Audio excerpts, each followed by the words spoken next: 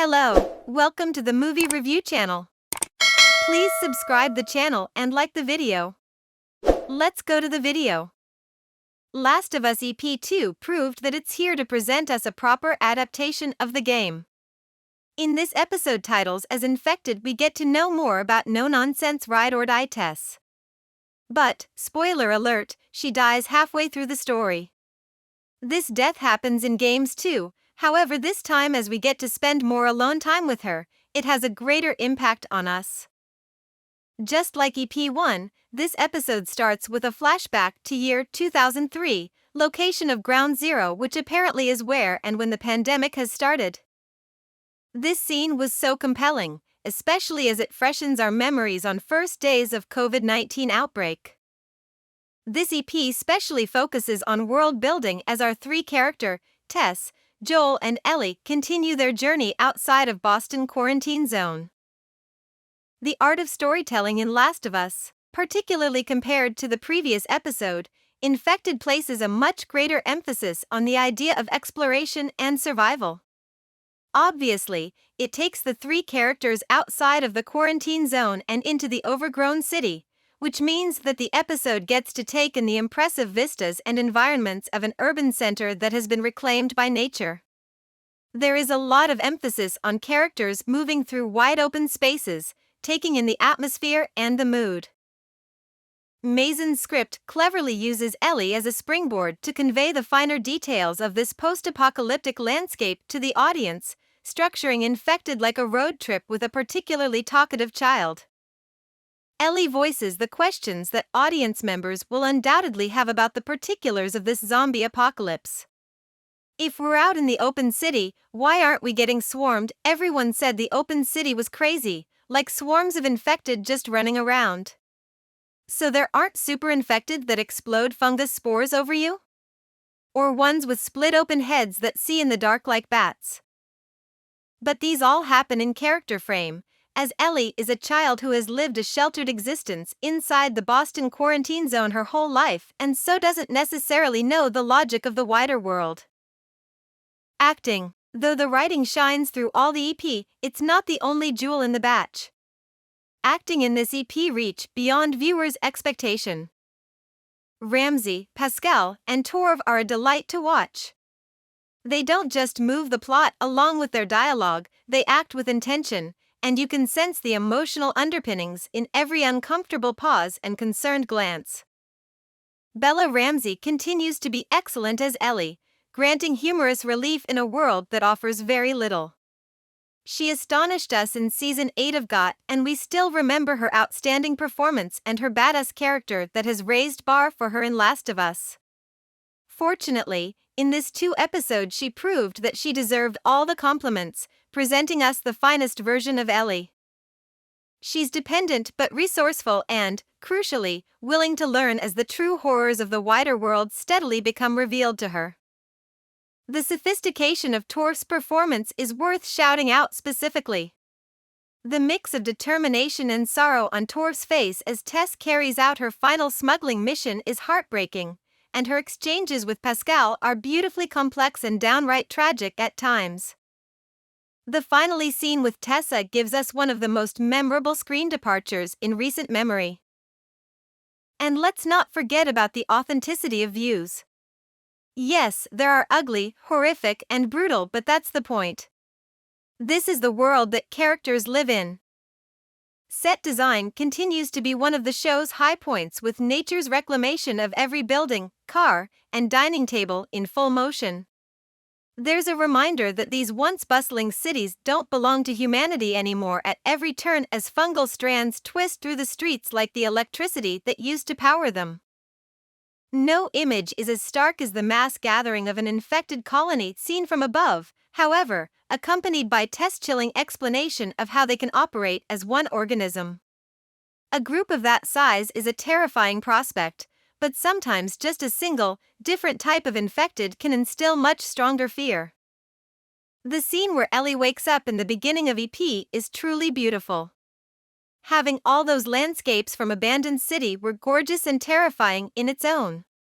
The slight chance that COVID-19 might have driven us to the same destiny still plays with our minds. We still remember the first days of quarantine as cities resembled ghost cities or just like what we see in Last of Us.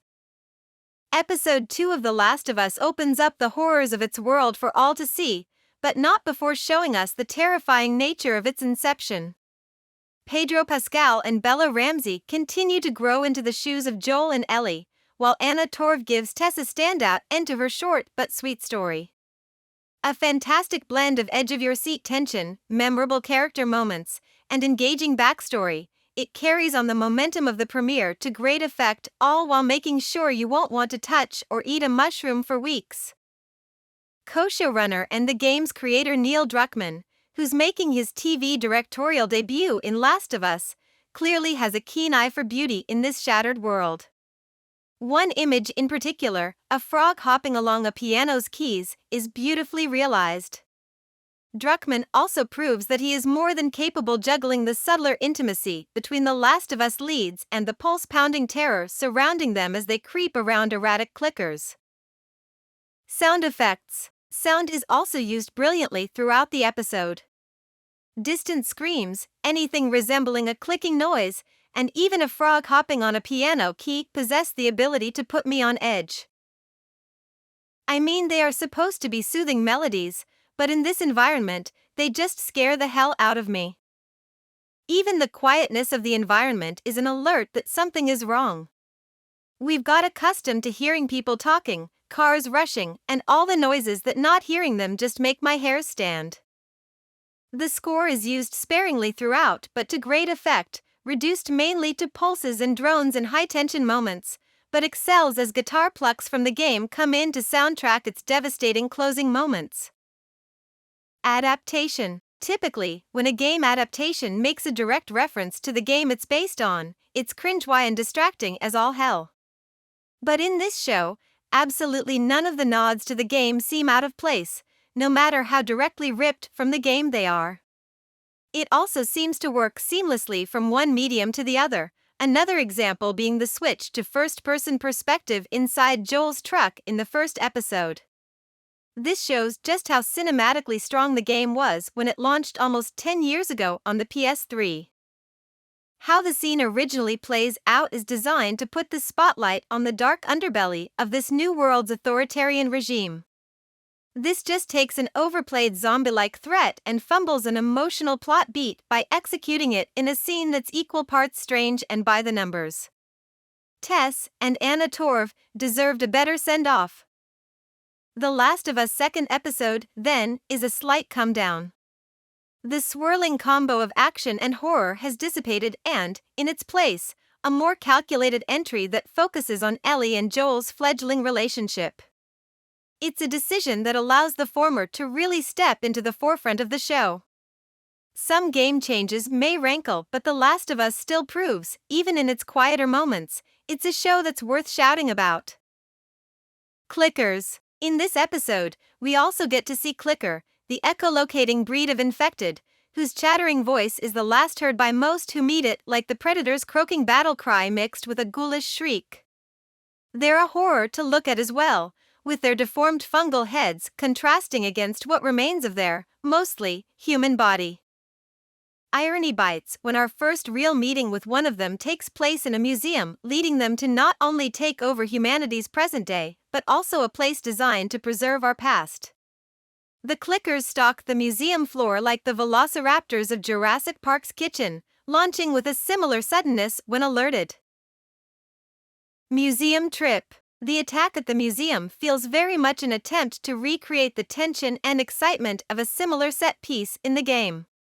Druckmann's direction is solid, and the sequence is an efficient piece of zombie horror. At the same time, the entire confrontation feels like something that The Last of Us felt obligated to offer audiences at an early juncture, whether as an allusion to the video game or simply because that is how zombie movies and television shows work. More spoilers about Tess's death and how it varies from game. While comparing how every moment from the games translates to the small screen is an exercise in futility, some might think that the decision to swap Tess's death from being at the hands of Fedra to being mauled by a pack of clickers is the HBO show's first real misstep. Many of the key details of Tess' death is the same in both the show and the game.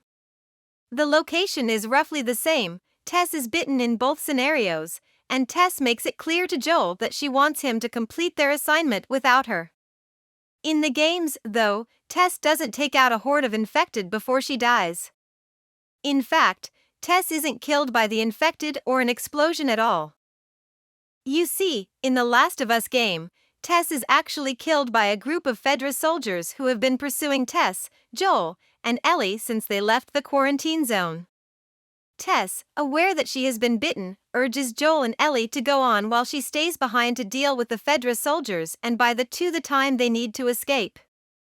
While Tess fires at the pursuing soldiers in order to keep them occupied, she's not able to kill all, or perhaps any, of them. Indeed, Joel soon sees the aftermath of Tess' last stand for himself and confirms beyond any doubt that she was shot and killed by the soldiers during the conflict.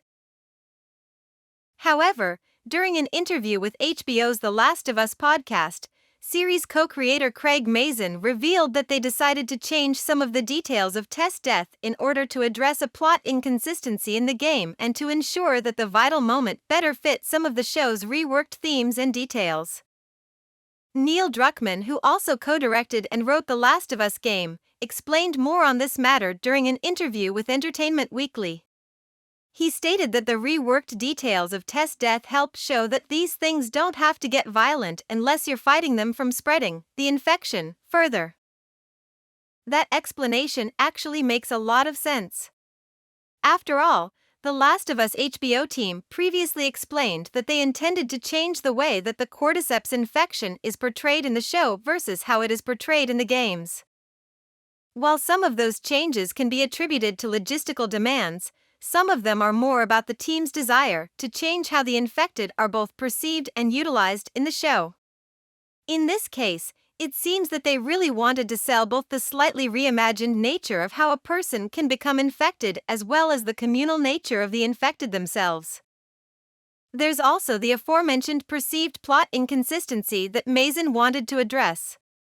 And yes, you could argue that Tess' death is more heroic, if only cinematically so, in the show than it is in the game. Thank you for staying with us until the end of the video. Please write your opinion in the comments section and like the video and subscribe to the channel.